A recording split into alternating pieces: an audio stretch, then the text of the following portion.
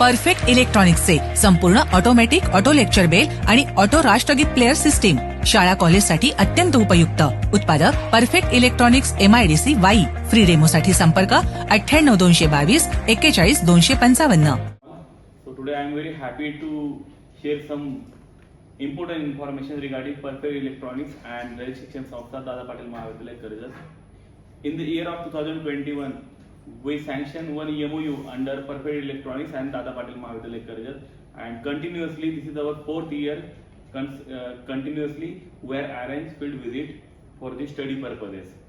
So the CEO or Chief of the Perfect Electronics, Dr. R.V. Dekale sir, जे आपल्याला continuously guidance करतात, मार्गदर्शन करतात, इव्हन ऑनलाईन तर ऑनलाईन युट्यूब वरती आणि कधीतरी टॉक देखील आपल्याला अरेंज करून देतात, आपल्या विद्यार्थ्यांना मार्गदर्शन करतात.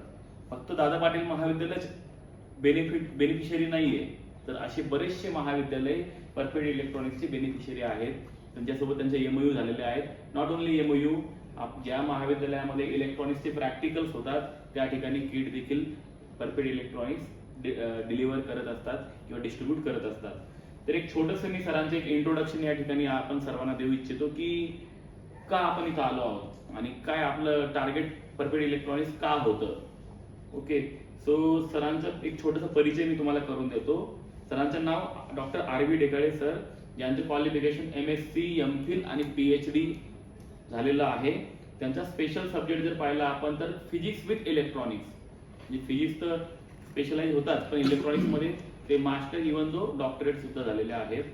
त्यांनी कंटिन्युअसली 35 वर्ष किसनवीर महाविद्यालय वाई या ठिकाणी सर्व्हिस केलेली आहे. कंटिन्युअसली 35 वर्ष आणि 2 वर्ष ते व्हाईस प्रिन्सिपल म्हणून देखील त्यांनी काम पाहिलेलं आहे. म्हणजे त्यांना नॉट ओन्ली इन्स्टिट्यूट और इंडस्ट्रियल बट ऑल्सो अकॅडमिक अनुभव पण खूप सुंदर आणि छान आहे. त्यांच्या अंडर 4 UGC चे प्रोजेक्ट कम्प्लीट झालेले आहेत. प्रोजेक्ट मिळवणं ही खूप मोठी रेअर गोष्ट असते. इव्हन मी पण न्यू रिसर्चर आहे, मला माहिती आहे की प्रोजेक्ट सँक्शन करणं, प्रोजेक्ट मिळवणं काय असतं. सरांकडे 4 प्रोजेक्ट UGC चे कम्प्लीट झालेले आहेत. 22 रिसर्च पेपर इंटरनॅशनल आणि नॅशनल लेवलला पब्लिश झालेले आहेत. तुम्ही सर्वजण प्रोजेक्ट करत आहात आणि रिसर्च पेपर काय असतं ते तुम्हालाही माहिती आहे की within the fraction of second मध्ये किंवा विदिन द फ्यू मंथ्स मध्ये पेपर होत नाही. It may be taken up to more than 1 year also. तो सरांकडे 22 पेपर झालेले आहेत. Sir also presented his work automatic 3-phase motor drive in Hong Kong ला पण सर गेलेले आहेत. इव्हन 1 PhD स्टुडंट सरांच्या अंडर मध्ये PhD झालेली आहे, म्हणजे डॉक्टर ऑफ फिलॉसॉफी सरांच्या मार्गदर्शनाखाली डिग्री मिळवलेली आहे. सर आता रिसेंटली म्हणजे आता मला वाटतं 10 वर्ष पूर्ण झालेत सरांना रिटायर होऊन. 31/6/2016 मध्ये सर सुपरॲन्युएटेड झालेले आहेत. नाव sir chief executive officer perfect electronics MIDC Wai या ठिकाणी सर या वयात देखील काम पाहत आहेत. म्हणजे सरांचं वय जर आपण रिटायरमेंटचं 60 वर्ष पकडलं तर 70, बाकीचे लोक या वयात लाईफ एन्जॉय करतात. पण सरांचं डेडिकेशन आणि सॅक्रिफाईस बघू शकता की त्यांना किती छंद आहे, किती आवड आहे या क्षेत्रामध्ये. सर BOS मेंबर देखील वेगवेगळ्या कमिटीज मध्ये होते. वेगवेगळ्या कमिटीज मध्ये म्हणायला गेलं तर Shivaji university Kolhapur, Solapur university, KBP Karmaveer Bhaurao Patil college Pandharpur, even YC institute आपलं रयत शिक्षण संस्थेचं सर्वात मोठं सायन्स इन्स्टिट्यूट आहे आणि त्या इन्स्टिट्यूटचे देखील सर BOS मेंबर राहिलेले आहेत. Rajshri Shahu college Latur, SPK college Sawantwadi अशा ठिकाणी सरांनी काम पाहिलेलं आहे. हे माझं छोटंसं सरांबद्दलचे इंट्रोडक्शन देऊन मी थांबतो. तर मी तुम्हाला सर्वांना विनंती करतो की सर जे काही तुम्हाला 15-20 मिनिटात मार्गदर्शन करतील तर ते अमूल्य मार्गदर्शन तुम्ही घ्यावं, आत्मसात करावं आणि आपला सक्सेस असा फील्ड टूर, स्टडी टूर यशस्वी करावा. धन्यवाद सर. थँक्यू. कॉलेज कर्जततून फिजी डिपार्टमेंटचे हेड बदाने सर, त्यांचे सहकारी, तुम्ही BSc आणि MScचे विद्यार्थी सर्वांचं मी हार्दिक स्वागत करतो. आणि सुरुवातीला मी थोडक्यात परफेक्ट इलेक्ट्रॉनिक्सचं प्रोडक्शन प्रोफाईल मी सांगतो. त्या कंपनीमध्ये ऑटोमॅटिक लेक्चर बेल सिस्टीम मी डेव्हलप केली. म्हणजे डेव्हलप करताना असं मी कॉलेजला प्राध्यापक असताना प्रिन्सिपलच्या केबिनमध्ये बसलो असताना 1-2 प्राध्यापकाची भांडणं झाली की एक प्राध्यापक प्राचार्य होऊन आला, दुसऱ्या प्राध्यापक त्यांनी म्हणले माझे 10 मिनिटं घेतले. मी वर्गाबाहेर थांबलो 10 मिनिटं, आत्ता येतील मग येतील, पण ते 10 मिनिटं आले नाही. तर मग प्राचार्यासमोर ही चर्चा चालू होती. मग ते म्हणत होते मी 10 मिनिटं माझ्या वेळाप्रमाणे मी बरोबर बाहेर आलो, आणि ते म्हणत होते माझ्या वेळाप्रमाणे तुम्ही लेट आला. तर ते म्हणले तुम्ही हे करा, घड्याळ रेडिओ टाईमप्रमाणे सेट करून असे करत जाऊ, म्हणजे काय मिसअंडरस्टँडिंग झालेलं त्यामुळे. तर हे मी ऐकलेली चर्चा. आमचे प्राचार्य, मला एक माहिती होतं की मी जरा सर्किट, इलेक्ट्रॉनिक सर्किटमध्ये जास्त डीपली जरा अभ्यास केला. मोनोस्टेबल मल्टिमीटर तुम्हाला माहिती आहे बरोबर. मोनोस्टेबल मल्टिमीटरच माझं जास्तीत जास्त वर्क आहे. दुसरं हे असले डिजिटल टाइम स्विच मार्केटला नवीन आलेले, made in Germany, patented product. ही पटकन खरेदी करून त्याचं प्रोग्रामिंग केल्यानंतर कसं आउटपुट व्होल्टेज 230 व्होल्टेज येते हे बघितलं. त्यावेळेस मार्केटला हे नवीन होतं, माहितीच नव्हतं कुठं. मग हे डोक्यात आयडिया असल्यामुळं प्राचार्यांना म्हटलं बाबा मी आता जे भांडणं झाले ती भांडणं अशा टाईपची होणार नाहीत. म्हणजे मी असं एक इन्स्ट्रुमेंट बनवतो की जेणेकरून बेलचं टायमिंग एकदा भरलं की ते ऑटोमॅटिक वाजेल, तर शिपायची पण गरज पडणार नाही. प्राचार्य शोधला, काय म्हणताय तुम्ही करू शकताय, खरं म्हणले काय खर्च ते देता येईल. 1995 साली. आणि मग मी डेव्हलप केलं ते प्रोटोटाईप, अजून चालतंय लक्षात घ्या. बेल ऑटोमॅटिक त्या टायमिंगला ऑटोमॅटिक वाजणार, शिपायची गरज पडणार नाही. त्यामुळे मग माझं ते प्रोडक्शन झालं, कमर्शियलायझेशन त्याचं केलं. आत्तापर्यंत 4,500 ते 5,000 स्कूल आणि कॉलेजला बेल सिस्टीम बसवलेली. दुसरं त्यानंतर मोदी गव्हर्नमेंट ज्यावेळेस निवडून आलं त्यावेळेस त्यांनी काय केलं, इकडचं स्कूल आणि कॉलेजला प्रत्येकाने राष्ट्रगीत हे म्हटलंच पाहिजे असावी. जनगणमन विद्यार्थ्यांनी उभा राहिला पाहिजे, जनगण म्हटलं पाहिजे, कुणी तर जनगण लावलं पाहिजे. मग त्यावेळेस प्राचार्यांनी, माझ्या लक्षात आलं, प्राचार्यांनी एका प्राध्यापकाकडे काम दिलं. त्यांना सांगितलं हे CD घ्या. त्यावेळेस CD होते. CD तुम्ही ते ॲम्प्लिफायरवर जायचं, अनाऊन्समेंट करायचे की बाबा राष्ट्रगीतासाठी सर्वांनी उभे राहा, आणि मग CD प्ले करायची, आणि मग राष्ट्रगीत बंद झाले की सगळं बंद करून ॲम्प्लिफायर ठेवायचं. मग हे प्राध्यापकाला काम जरा अवघड वाटायला लागलं. मी पण त्यांचं व्यथा समजून घेतल्या, आणि मग मी असं डेव्हलप केलं, बेल सिस्टीम जर आपण बनवत असेल तर राष्ट्रगीत का बनवू शकत नाही. मग तिथं सुद्धा मल्टीव्हायब्रेटर, मोनोस्टेबल मल्टीव्हायब्रेटरचा यूज केला, त्या टाइम शीटचा यूज केला. आणि ॲम्प्लिफायर आणल्यानंतर आपण काय करतो, CD आत टाकल्यानंतर मग हे मोड नावाचं बटन असतं बरोबर, ते सेट करून पहिल्यापासून राष्ट्रगीत बरोबर कसं होईल, कुठले कुठले बटन दाबावे लागतात हे लक्षात घेतलं.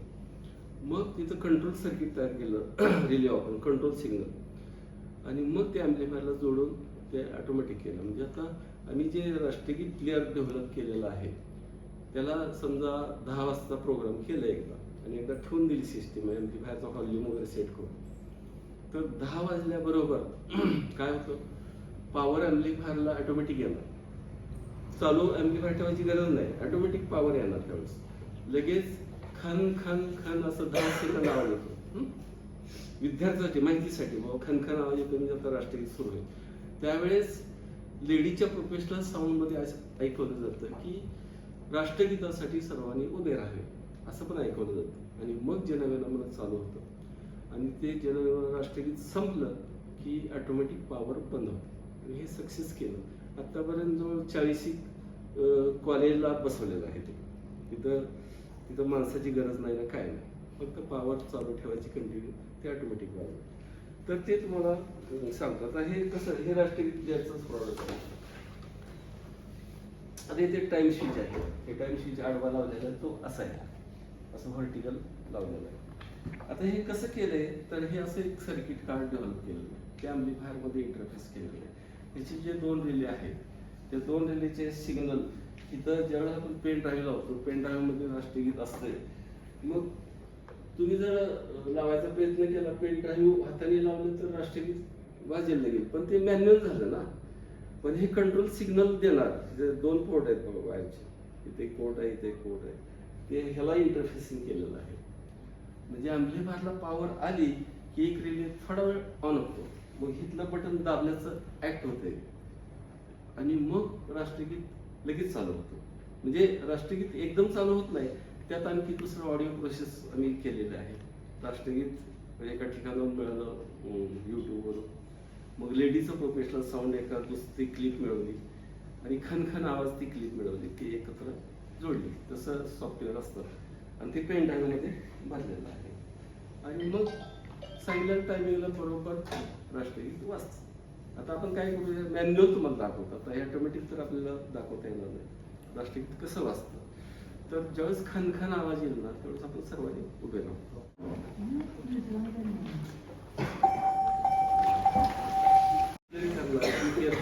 आणि पूर्ण ऐकल्यानंतर तुमच्यावर कमीत कमी एक प्रश्न तुम्ही विचारला पाहिजे असं मी अपेक्षा करतो.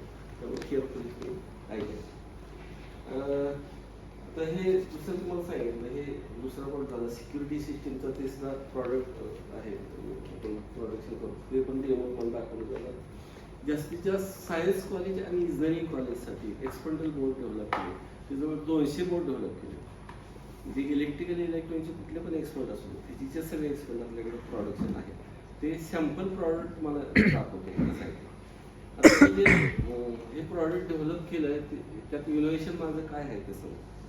म्हणजे मी कॉलेजला शिकत असताना 2007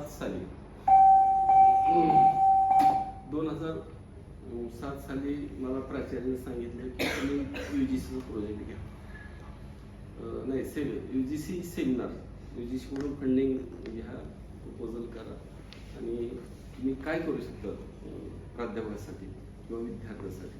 मग मला आयडिया लक्षात आली की रेग्युलर माझे जे प्रॉब्लेम फेस होत होते प्रॅक्टिकल करत असताना विद्यार्थ्याला समजावून सांगितलं.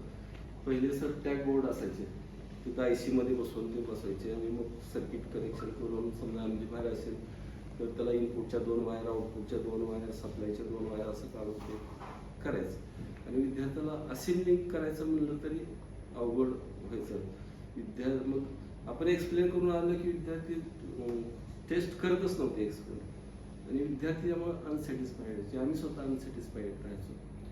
मग how to simplify electrical and electronic experience अशा टायटलचं मी प्रपोजल UGCला पाठवलं. मला ते प्रपोजल पाठवण्या अगोदर मला इंडस्ट्रियल एक्सपिरियन्स होतंच. माझं हॉबी किट्स, इलेक्ट्रॉनिक्स, छोटे छोटे प्रोजेक्ट्स करायचं माझी हॉबी अगोदर कॉलेजला जॉईन होतानाच ते माझं चालू होते ॲक्टिव्हिटी. त्यामुळे मला PCBबद्दल नॉलेज माहिती नाही. मग मी UGCला असं लिहिले डबल साईड PCB, हे डबल साईड PCB आहे, दोन्ही साईडला PCB सेल. तर डबल साईड PCB वापरून आपण एक्सपर्ट सिम्पल कशी करू शकतो, तर ते सांगितलं. मी प्रपोजलमध्ये लिहिलं की ह्याचे ॲडव्हान्टेज लिहिलं. हे डबल साईड PC वापरलं तर पॉवर फेल्युअर जर गेली असेल, जनरेटर स्टार्ट करायची गरज नाही. तर 12 व्होल्टचा सप्लाय दिला की सगळे एक्सपर्ट चालू होतात. एक फायदा आहे लक्षात. आता आणि दुसरं मेकॅनिकल वर्क ह्या एक्सपर्टमध्ये कमी होतं. आता ते कसं कमी होते ते मी लक्षात घेईन. आता हा एक्सपर्ट जो आहे De Morgan's theorem. De Morgan's theorem काय, complement of sum is equal to product of their complement. तर ह्याच्यात 2 थेरम आहेत. पहिल्या हाफ वरच्या हाफ पार्टमध्ये फर्स्ट थेरम, दुसऱ्या हाफ पार्टमध्ये खाली सेकंड थेरम आहे. आता हे बघा, हे अडॅप्टर 12 व्होल्टचा सप्लाय आहे. हा 12 व्होल्टचा अडॅप्टर जो आहे मॅन्युफॅक्चर केलेला आहे, मार्केटला मिळत नाही. तुम्ही म्हणणार मिळतं की 12 व्होल्ट असले अडॅप्टर मिळतात, पण ते अनरेग्युलेटेड असतं. अनरेग्युलेटेड म्हणजे कसं, तुम्ही जर आउटपुट व्होल्टेज मोजलं आणि इनपुटला डिमॉन्स्ट्रेट लावलं, डिमॉन्स्ट्रेटला 170 व्होल्ट जर ठेवलं तर असं मार्केटमधला अडॅप्टर काय 9 व्होल्ट दाखवतो. आणि जर तुम्ही 270 व्होल्ट ठेवलं तर आउटपुट अडॅप्टरला 16 व्होल्ट दाखवतो. त्यामुळे मार्केटमध्ये असे स्टॅबिलाइज रेग्युलेटर मिळत नाहीत. हे 12 व्होल्ट रेग्युलेटर सप्लाय. आता इथं आम्ही काय केलंय, 7812 नावाचा रेग्युलेटर वापरलेला आहे. मग इनपुट व्होल्टेज 170 ते 270 जरी व्हॅल्यू झालं तर आउटपुट व्होल्टेज तेवढं राहतं. त्यामुळं एक्सपर्टची स्टॅबिलिटी राहते. आता मी तुम्हाला हे करून दाखवतो. आता हे जे आहे हे असं पिनअप करायचं. पिनअप केल्यानंतर आता आता इथं लिहिलेलं आहे म्हणजे पहिलं थेरम लिहिलं आहे LHS आणि RHS साठी complement of sum of complement is equal to product of the complement आणि इथं complement of product is equal to complement of the sum. तर असं आहे. आता हे जे स्विचेस आहेत इनपुट A आणि P स्विचेस आहेत ते आपण खाली टाकले तर खाली टाकले की बायनरी 0, वर टाकले की बायनरी 1, बरोबर. तर आता ह्या प्रॉडक्टमध्ये आपल्याला काय बघायचं असते कुठल्याही इनपुट कॉम्बिनेशनला. तर पहिला थेरम जो आहे हे LHS is equal to RHS दाखवायचं. इथं सुद्धा LHS is equal to RHS दाखवायचं. म्हणजे काय, हा लीड लागला तर हा लागलाच पाहिजे कंपनीचा आणि हा विजला तर हा पण विजला पाहिजे तर ते सॅटिस्फाय होईल ना. आता मग सेकंड थेरम तसंच आहे. LHS is equal to RHS input वेगळ्या इनपुट कॉम्बिनेशन. आता बघा 0 टाकलं हे दोन्ही पहिला थेरम व्हेरीफाय झालं एका इनपुट कॉम्बिनेशनला. आता दुसऱ्या इनपुट कॉम्बिनेशन 0 1 दिलं. आता हे लीड लागलेलं आहे का लागलं आहे बायनरी 0 आहे 0 0. आता हे वर टाकलं 1 0 इनपुट झालं कॉम्बिनेशन. मग आता थेरम बघायचा LHS is equal to RHS झालं इथं. हा विजला म्हणजे हा विजला इथं पण बरोबर आहे. आता बायनरी 1ला हे बघूया हे सुद्धा पूर्ण झालं 1 1ला दोन्ही पण विजले पाहिजे. तर आता हा थेरम मी तुम्हाला करून दाखवला. किती वेळ गेला ह्याच्यातनं सर्किट डायग्राम टेस्ट करायचं वगैरे सगळं असते हे. आता ह्याचं दुसरं ॲप्लिकेशन सांगतो. हे जे ट्रॅक दिसतात ना तुम्हाला, तुम्ही जर बॅक साईडनं बघितलं केअरफुली आता तुम्हाला लांबून दिसणार नाही. सेम ट्रॅक आहे. इकडून जसं दिसतं तसं इकडून दिसतं. त्याचे जे होल्स आहेत ना ते PTH होल्स आहेत. PTH म्हणजे plated through hole. Plated through hole म्हणजे होल सुद्धा कंडक्टिंग आहे. तुम्ही जर PCB नॉर्मल घेतली विदाउट असेंबलिंग PCB घेतली कुठल्याही होलला एक मल्टीमीटरची कंटिन्युटी 2 प्रोब लावले त्या होलच्या अक्रॉस तरी तुम्हाला कंटिन्युटी मिळते. म्हणजे ते PTH आहे, बरोबर. आता हे एक्सपेरिमेंट आपल्याला बंद पाडायचं असं तुम्हाला चॅलेंज आहे. न खोलता बंद पाडायचं. तर त्यासाठी आपण काय करणार, सूर्य आहे आपल्याला सूर्यनं सगळे आपण ट्रॅक कट करायचे. ट्रॅक कट केलं तर एक्सपेरिमेंट बंद पडेल का? ऑब्विसली तुम्ही म्हणणार हा बंद पडणार. एक जरी ट्रॅक कट केलं तर बंद पडणार, बरोबर ना. मी तर म्हणतो 100% ट्रॅक कट केले तरी एक्सपेरिमेंट बंद पडणार नाही. त्याचं कारण काय, सेम ट्रॅकिंग बॅक साईडला आहे, बरोबर. आणि प्रत्येक होल हे कंडक्टिंग आहे. त्यामुळे ह्याची ड्युरेबिलिटी ग्लास इपॉक्सी PCB आहे. तुम्ही मार्केटमध्ये बघितलं असेल किंवा आपल्या तुम्हाला फेरिक क्लोराईड सोल्युशन देताना सिंगल साईड PCB दिला जातो आणि ते दिसायला ब्राऊन कलरचा असतो. बघा तुम्ही PCB बनवता, सोल्डर करता आणि सोल्डरचा जो पॅड जो असतो ना पॅड लगेच उचकुटून बाजूला येतो. आता काही कॉलेज म्हणतात मग विद्यार्थ्यांनी काय करायचं, मेकॅनिकल वर्क थोडं असलंच पाहिजे. मग आम्ही असं सांगतो की त्यांना हे जे रेजिस्टन्स आहेत ते रेजिस्टन्स कटरनं कट करा आणि वरनं सोल्डर करा. आणि एकदा तुम्ही कट केलं की काय होतं तिथला जो पॅड आहे फिट धरून ठेवला जातो. सोल्डर डिसोल्डर 1000 वेळेस जरी केलं तर तिथला पॅड उचकुटून जात नाही. तुम्ही मेकॅनिकल वर्क अशा पद्धतीनं वापरू शकता. त्याचं टाइम जाईल. सोल्डरिंग सांगा खरं. तर अशा पद्धतीनं हे 200 बोर्ड आम्ही डेव्हलप केले सायन्स कॉलेज आणि इंजिनिअरिंग. आता हिचं आमच्याकडे ट्रेनिंग सुद्धा आहे. आमच्याकडे BE इलेक्ट्रॉनिक्स BSc पण विद्यार्थी येतात आणि टेक्निकल वर्ल्डचे प्रश्न विचारले त्यांना इंटरव्ह्यूमध्ये बोलता येत नाही. त्यामुळे फास्ट ट्रॅक ट्रेनिंग प्रोग्राम मी घेतला की बाबा टेक्निकल ओव्हरऑल कशी द्यावी ते सुद्धा. तुम्ही जर शेवटचं पेज बघितलं हे कॅटलॉगचं तर त्याच्यात ट्रेनिंगचं सगळं डिटेल दिलं ते तुम्ही नंतर बघायचं. हे बघा हे सुद्धा टाइम स्विच बेस्डच एक्सपेरिमेंट आहे आणि सिंगल फेज मोटर ड्रायव्हर असं टायटल आहे.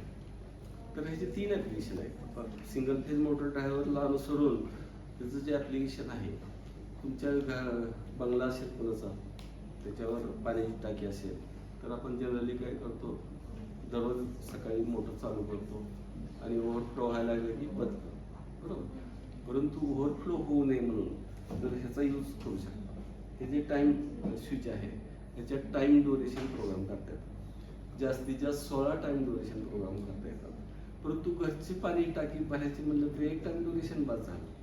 समजा तुम्ही असं लक्षात घेतलं की पाण्याची टाकी आपण मोटर चालू केल्यानंतर 1 तासात भरली, 3/4 पर्यंत असं कन्सिडर करावं. म्हणजे एकदम गच्च भरताना टाइम समजा 1 तास 1.25 तास लागत असेल तर 1 तासात थोडी कमी भरेल, 1-2 फूट कमी भरेल, काय प्रॉब्लेम नाही.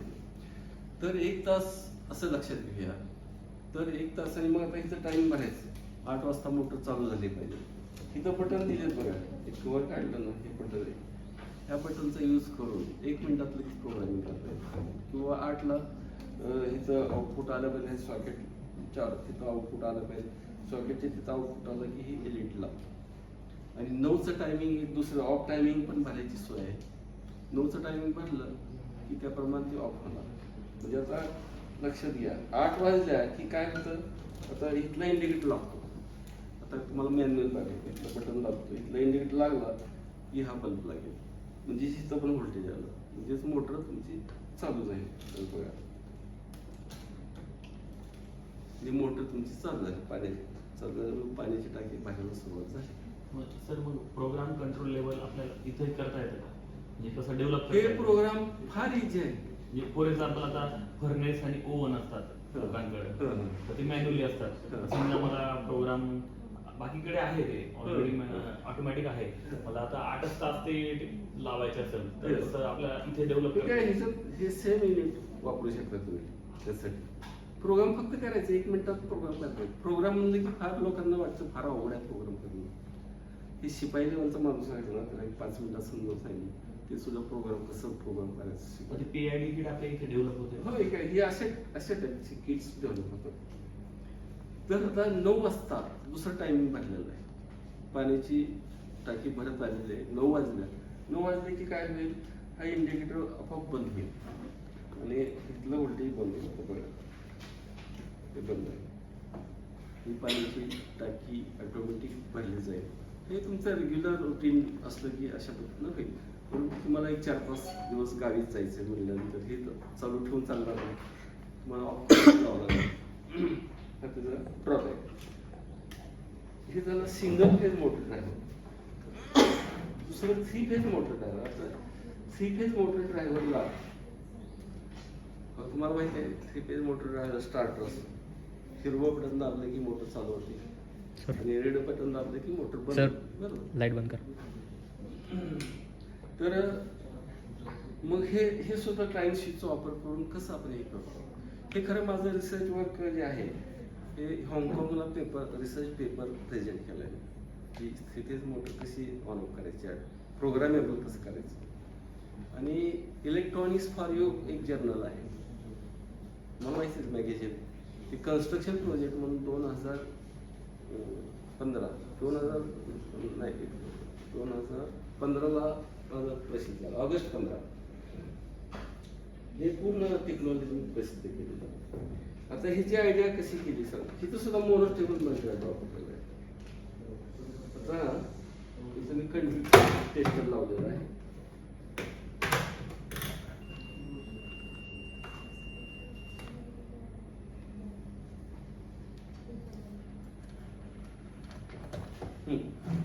आता आपण 3 फेज मोटर चालू करायची ऑटोमॅटिक. तर इथं 2 आउटपुट सॉकेट आहेत. त्या आउटपुट सॉकेटमधून 2 वायर असे येतात, म्हणजे हे स्टार्ट स्विचसाठी. आणि असलीच दुसरी पिन घ्यायची, तिला पण 2 वायर असणार आहे. हे स्टार्ट स्विच जे आहे म्हणजे हिरवं बटन आपण दाबतो म्हणजे काय करतो, ते हिरवं बटनचे 2 आतल्या साईडला कॉन्टॅक्ट असतात. ते एका प्लेटनं शॉर्ट करतो थोड्या वेळासाठी आणि मग आतला रिले ॲक्टिवेट होतो आणि 3 फेज लाईन पुढं जातो आणि मग मोटर स्टार्ट होते. मग त्यावेळेस आता आपण हिरवं बटन दाबण्याऐवजी इलेक्ट्रॉनिक सिग्नल कसं द्यायचं, तर मी काय केलं, मोनोस्टेबल मल्टिमीटर जोडलेलं आहे, त्याला 5 सेकंद डिले टाईम दिलेला आहे. ज्यावेळेस 8चं टायमिंग आपण ह्या टाईम स्विचमध्ये भरायचं, 9चं टायमिंग ह्याच्यात भरायचं आणि इथलं ज्यावेळेस इंडिकेटर लागेल तर त्यावेळेस काय होईल, समजा 8ला टायमिंग दिलं आहे, 8ला इंडिकेटर लागेल आणि आतला मल्टीव्हायब्रेट लगेच चालू होईल, रिले ऑन होईल, 5 सेकंदासाठी ऑन होईल, परत बंद होईल. मग हे जे वायर आपण हिरव्या स्विचला डायरेक्ट पॅरलल जोडणार आहे लक्षात घ्या. आणि ह्या 2 वायरला जर कंटिन्युटी आली, थोडा वेळ कंटिन्युटी आली तर म्हणजे मोटर स्टार्ट होईल ना तुमची, बरोबर. म्हणजे हिरवं बटन दाबलं की शॉर्ट होतंय ना, ह्याच्या रिले थ्रू आपल्याला शॉर्ट करायचं. आता आपल्याला हे बघायचं की इथलं लाल बटन दाबलं की ते रिलेची कंटिन्युटी ह्याच्यात येते का बघायची. बघा बघा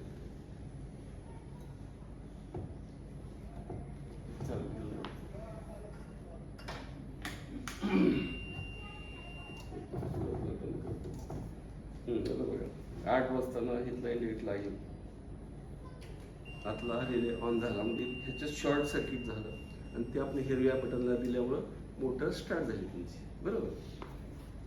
आता दुसरं हे जे स्विच आहे हीच पिन मी इथं लावतोय. हे लावल्यानंतर आता आवाज कंटिन्यू येणार, हे रिले आतला ऍक्टिवेट झालेला आहे. आता स्टार्ट स्विच म्हणजे पुश टू स्टॉप आहे ना, तिथल्या 2 वायर जोडलेले असतात. एक वायर सोडा फक्त 2 टर्मिनल होतील आणि इथल्या 2 वायर आहेत त्याला जोडायचे. म्हणजे त्या स्टॉप स्विचच्या सिरीजमध्ये हा रिले येईल. आता लक्षात घ्या 9 वाजल्यानंतर काय ऍक्शन आपल्याला मिळाले पाहिजे की हा आवाज 5 सेकंदासाठी बंद झाला पाहिजे, परत चालू झाला पाहिजे. म्हणजे डिस्कनेक्ट होईल ना, मोटर बंद होईल. आता बघा मी हे इथलं चालू करतो. आता बघा हे आपलं लाल बटन प्रेस केल्यासारखे ऍक्ट झालं. आता परत आवाज आला तर त्याचा काय परिणाम होणार, मोटर बंद झाली ती झाली. आलं का लक्षात. तर अशा पद्धतीनं हे 3 फेज मोटर ड्रायव्हर याचं नाव आहे, प्रोग्राम येतो.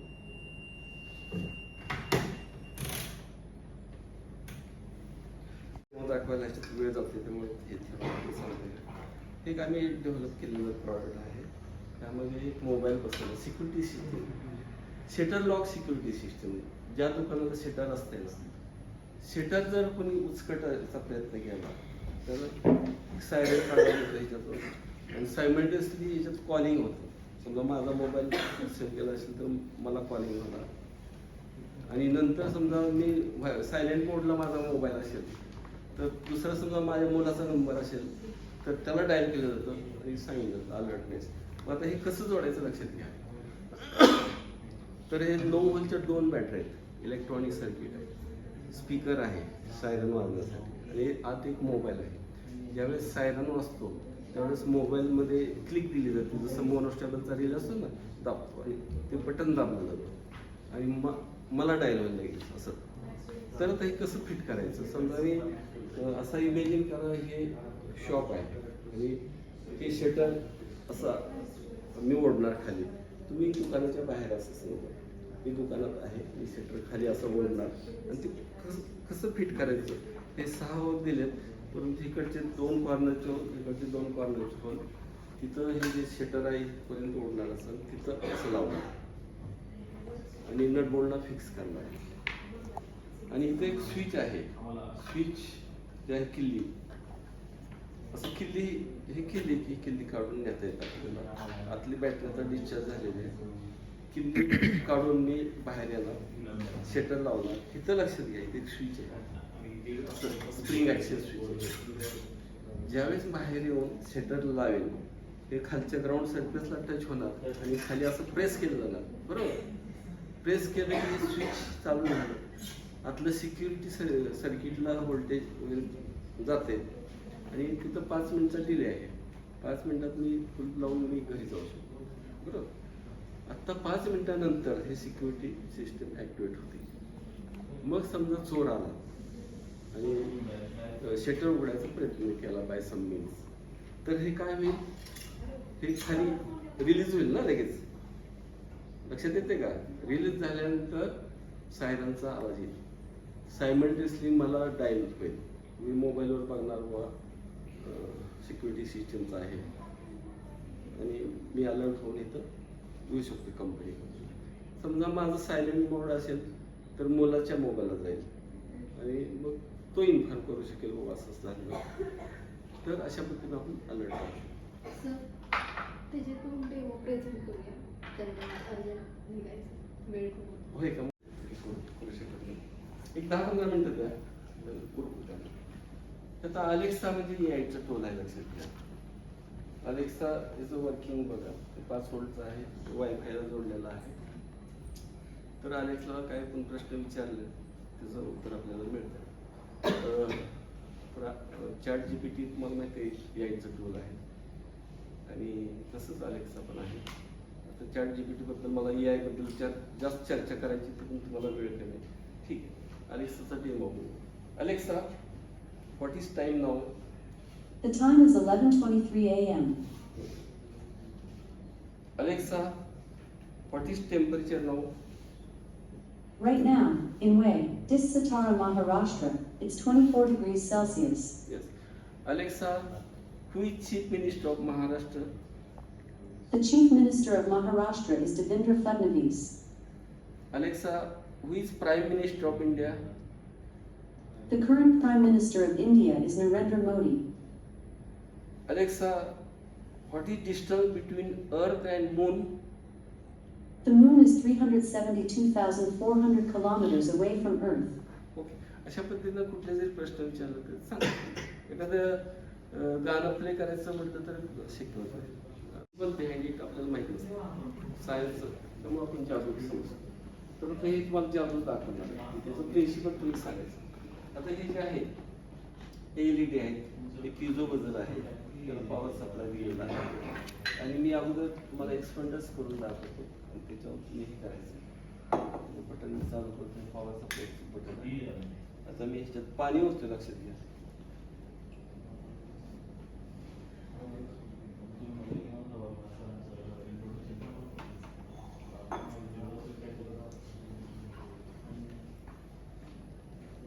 बरं, काय पाणी उकळायला लागलं ना, म्हणजे स्टीमचं टेम्परेचर किती असते माहिती आहे का? स्टीमचं टेम्परेचर बोट घातलं मला पळेल ना, पळत नाही, लक्षात घ्या.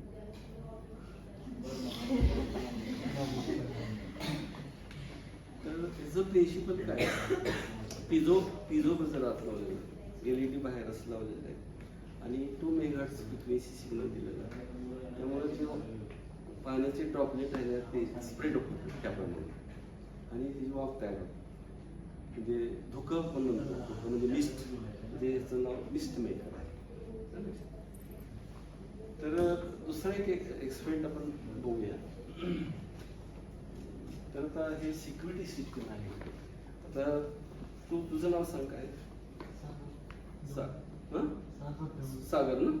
तू असं कर, तू तिथं जाऊन उभा राहा आणि एक अनऑथराइज पर्सन असं समजू ह्याला थोडा वेळ आणि कशी सिक्युरिटी सिस्टीम ऍक्ट होती दाखवतो. हे जरा जे इंटरेस्टेड तेवढंच प्रॉडक्ट मग दाखवतो. हां, आता तुम्ही तिथलं पण चालू केलं ना, तुम्ही आता ते फ्लॅट लाईन दिसतं ना उद्या साईडचं, तर तिकडे टर्न व्हा, डिटेक्शन होणार आणि सायरन वाजणार. तर ते मी चालू करतो मॅन्युअली. आता मॅन्युअली चालू केलेलं आहे. आता तुम्ही फ्लड लॅम्पकडे बघायचं. फ्लड लॅम्प थोडा वेळ विजेल. ते फ्लड लॅम्पच्या डाव्या साईडला कॅमेरा पण लावलेला आहे आणि आता समजा आपण ह्या रूममध्ये कोणच नाही असं ॲक्टिवेट होतं, आपण शांत आहे म्हणजे आपण नसल्यासारखे ॲक्ट होते. परंतु बाहेरचा अनऑथराइज पर्सन या लागला आत की फ्लड लॅम्प लागतो, कॅमेरामध्ये ते त्याचं फोटोग्राफी होती आणि मग इकडं आता शांत बसा, ते फ्लड लॅम्प लागला ह्याचा अर्थ तुम्ही हलताय, कोणताही हलू नका अजिबात. आता मी एक 20 सेकंदात सागरला बोलवणार. सागरला बोलवलं की सागर तू माझ्या डायरेक्शननं यायचं. तर त्यावेळेस तुम्ही हे बघायचं की सागरला बोललं की सुरुवातीचा फ्लड लॅम्प लागतोय का बघायचं आणि सायरनचा आवाज येतोय का बघायचं. तर मी आता बोलवतो एक 10 सेकंदात. स्टेडी राहा सगळ्यांनी. सागर ये तू. 8 ते 5 टायमिंग आहे. आम्ही जर 8 ते 5 टायमिंग मध्ये आलो तर तू वाजणार नाही, कारण इथं टाइम स्विच आहे. तिथे सुद्धा टाइम स्विच वापरलेला आहे. जर हे 8 ते 5च्या व्यतिरिक्त रात्री कोण आलं अनऑथराइज पर्सन, लगेच डिटेक्शन होणार. Good morning. Myself is Yogita Ankush Kamble. I have completed my bachelor degree in BAMTC. I am working as a production engineer in Perfect Electronics MIDC from last 5 years. Now I explain IoT-based project first project is IoT based wifi camera. तर तुम्ही सर्वांनी तिकडे rotate व्हा आणि त्या कॅमेऱ्यावरती focus करा. तर आधी मी थेरॉटिकली एक्सप्लेन करते. हा IoT बेस्ड वायफाय कॅमेरा आहे. त्याला 5 व्होल्ट पॉवर सप्लाय अप्लाय केलेला आहे. इथे आमचं BSNLचं राउटर आहे त्याच्याशी कॉन्फिगरेशन केलेलं आहे. तर या मोबाईलच्या आधारे मी जगात कुठेही असेल तरी या कॅमेऱ्यासमोरील व्ह्यू पाहू शकते. तर या कॅमेऱ्याची जी पोझिशन आहे ती सध्या तुमच्या बाजूला आहे. तर आता समोरचा जो व्ह्यू आहे तो त्या कॅमेऱ्यामध्ये दिसणार आणि तोच पार्ट मला या मोबाईलमध्ये डिस्प्ले होणार. तर आता ज्यावेळेस मला राईट साईडचा रिजन पाहायचा आहे त्यावेळेस मी सिम्पली लेफ्ट साईडला ट्रॅक करणार. सायमल्टेनियसली कॅमेरा लेफ्ट साईडला मूव्ह होतो आणि त्यासमोरचा जो पार्ट आहे तो मला मोबाईलमध्ये दिसत असतो. त्यावेळेस मला खाली काही वर्क सुरू आहे हे पाहायचं असेल तर मी कॅमेरा वरच्या साईडला ट्रॅक करते आणि तो मात्र कॅमेरा खालच्या बाजूला मूव्ह होतो आणि त्यासमोरचा जो पार्ट आहे तो मला मोबाईलमध्ये दिसतो. त्यावेळेस मला वरती काय काम सुरू आहे हे पाहायचं असेल तर मी सिम्पली खालच्या बाजूला ट्रॅक करणार. कॅमेरा वरती शिफ्ट होतो. तर आता मी राईट साईडला मूव्ह करते. आता मी इथे जेव्हा ट्रॅक करणार तेव्हा तुम्ही कॅमेरावरती फोकस करायचा. कॅमेरा राईट साईडला शिफ्ट होतो. तर आता मी इकडे राईट साईडला ट्रॅक केला. कॅमेरा राईट साईडला शिफ्ट झाला. त्यासमोरचा जो पार्ट आहे तो मला मोबाईलमध्ये दिसत आहे. आता मी लेफ्ट साईडला मूव्ह करते. लेफ्ट साईडला ट्रॅक केल्यानंतर कॅमेरा लेफ्ट साईडला मूव्ह होतो. आता मी खालच्या बाजूला ट्रॅक करते. कॅमेरा वरच्या बाजूला शिफ्ट होतो. त्यासमोरचा जो पार्ट आहे तो मला मोबाईलमध्ये दिसत आहे. आता मी वरच्या साईडला ट्रॅक केल्यानंतर ना कॅमेरा खाली शिफ्ट होतो आणि त्यासमोरचं जे वर्क आहे ते मला दिसत आहे. आता इथे तुम्ही खाली पाहू शकता की इथे काही ऑप्शन्स आहेत. फर्स्ट ऑप्शन आहे तो स्नॅपशॉट आहे. दुसरं स्पीक आहे आणि इकडे रेकॉर्डिंग आहे. तर इथे वर्क सुरू आहे त्याचा जर का मला फोटो घ्यायचा असेल तर इथे स्नॅपशॉटवरती क्लिक करणार. स्नॅपशॉटवरती क्लिक केल्यानंतर ना हा जो फोटो आहे तो अल्बममध्ये सेव्ह होतो. इथे आता स्पीक आहे आणि इकडे रेकॉर्डिंग आहे. तर आता या कॅमेऱ्याला एक स्पीकर फॅसिलिटी आहे. तर या बटनवरती मी क्लिक केल्यानंतर हा जो माईक आहे तर इथे मी जे काही इन्स्ट्रक्शन देईन तर त्या कॅमेऱ्यामध्ये रेकॉर्ड होते आणि तुमच्यापर्यंत पोहोचते. तर आता इमॅजिन करा की मी कंपनीच्या कामानिमित्त बाहेरगावी आहे. म्हणजे पुणेला असेल, पुणे, मुंबई, कोल्हापूर कुठेही असेल आणि इथल्या स्टाफ मेंबरला जर मला इन्स्ट्रक्शन द्यायचे असेल तर मी या बटनचा वापर करणार आणि पुण्यात असतानाच तिथल्या स्टुडंटला इन्स्ट्रक्शन देणार. मग ते इन्स्ट्रक्शन त्या कॅमेरामध्ये ती रेकॉर्डिंग होणार आणि त्या स्टाफपर्यंत पोहोचणार. आता मला काम सुरू आहे की नाही हे पाहायचं आहे. शिवाय मला थोड्या वेळाचं रेकॉर्डिंग करायचं आहे. तर इथं रेकॉर्ड बटनवरती क्लिक करणार. मग साधारण मी एक 30 मिनिट वगैरे रेकॉर्डिंग सुरू ठेवणार आणि 30 मिनिटानंतर पुन्हा याच बटनवरती क्लिक करणार. मग ते पूर्ण रेकॉर्डिंग मोबाईलमध्ये सेव्ह होणार.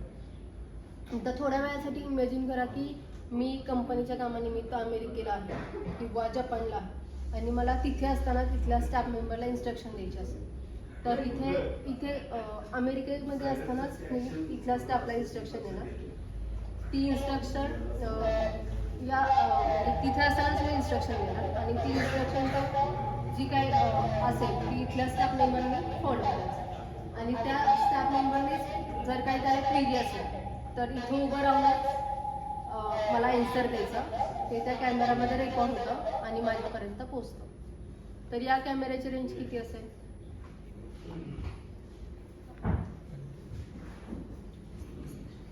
तुम्हाला IoTचा फुल फॉर्म माहिती आहे का? IoTचा full form internet of things आणि हे जे IoT बेस्ड प्रोजेक्ट असतात किंवा इंटरनेटवरती जे प्रोजेक्ट रन होतात तर ते सगळे नेटच्या माध्यमातूनच घडत असतात आणि याची रेंज आहे ती अनलिमिटेड आहे.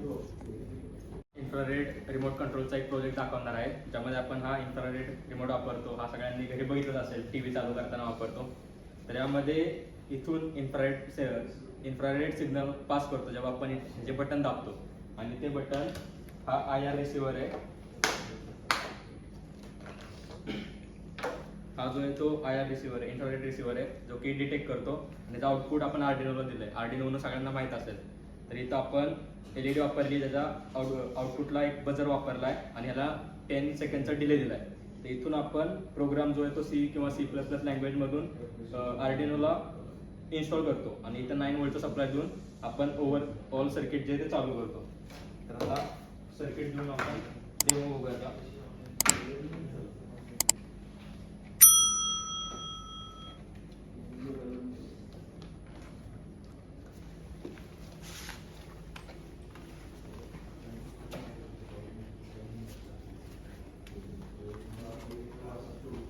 तर जेव्हा मी हे बटन दाबेन ना तर तो LED चालू होईल आणि 10 सेकंदांनी आपोआप बंद होईल.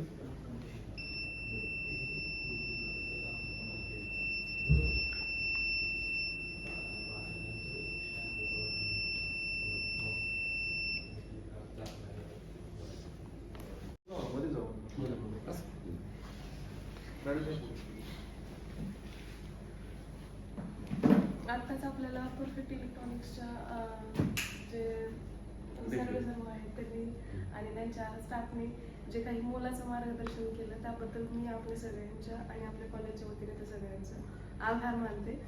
आणि त्यांनी आपल्याला सुट्टी असतानाही आज अवेलेबल करून दिलं सगळं, त्याच्यामुळं परत एकदा मी त्यांचं मनापासून आभार मानते.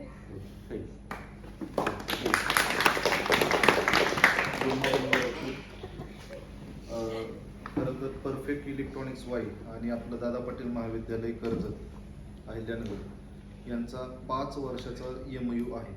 तर तो MOU 2022 फेब्रुवारी 2022ला सुरू झाला होता आणि ह्या फेब्रुवारी 2022मध्ये तो संपतोय. 2026मध्ये तो संपतोय. परत आपण तो रिन्यू करणारच आहोत. तर गेले 5 वर्ष सरांनी आपल्याला वेळोवेळी जे काही इलेक्ट्रॉनिक्स रिलेटेड जी काही माहिती असेल आपल्या डिपार्टमेंटला, वेगवेगळे प्रोजेक्ट असतील विद्यार्थ्यांच्या हिताचे किंवा काही मॉड्यूल्स असतील, ते वेळोवेळी त्यांनी आपल्याला व्हिडिओच्या माध्यमातून किंवा त्यांचा यूट्यूब चॅनल आहे की आपल्याला सगळ्यांना माहीत आहे, त्याच्या माध्यमातून ते इलेक्ट्रॉनिक्सचं एक अवेअरनेस सर्वत्र महाराष्ट्रभर करतायत. हे खूप कौतुकास्पद आहे. आणि आज सुद्धा त्यांनी आपल्याला वेगवेगळे इलेक्ट्रॉनिक्सचे जे काही न्यू मॉडेल्स आहेत, सध्या जे काही रिसर्च ओरिएंटेड मॉडेल्स आहेत, हे त्यांनी आपल्याला खूप चांगल्या पद्धतीने एक्सप्लेन केले, जेणेकरून आपल्याला भविष्यात त्याचा खूप चांगल्या पद्धतीने फायदा होऊ शकतो. सो त्याच्याबद्दल मी सरांचं खूप खूप महाविद्यालयाच्या वतीने खूप खूप आभार मानतो आणि आपल्या डिपार्टमेंट ऑफ फिजिक्सच्या तर्फेही सुद्धा सरांचं खूप खूप आभार मानतो. तसेच मॅडमांचंही मी खूप खूप आभार मानतो. थँक्यू.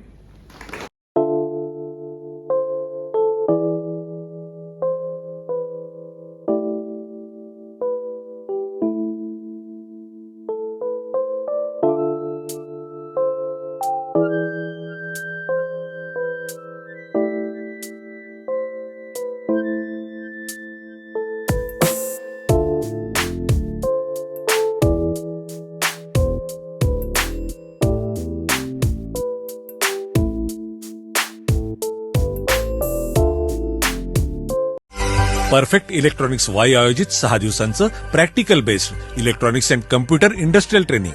पात्रता इलेक्ट्रॉनिक्स आणि कम्प्युटरचे शिक्षण आवश्यक. BE, डिप्लोमा, BSc, MSc झालेल्यांसाठी उपयुक्त. या ट्रेनिंगमध्ये भरपूर प्रॅक्टिकलसह मुलाखतीची तयारी करून घेतली जाते, ज्यामुळे जॉब मिळणं सोपं जातं. ट्रेनिंगसाठी संपर्क doctor Dhekale, perfect electronics MIDC Wai. Mobile 98 222 41 255.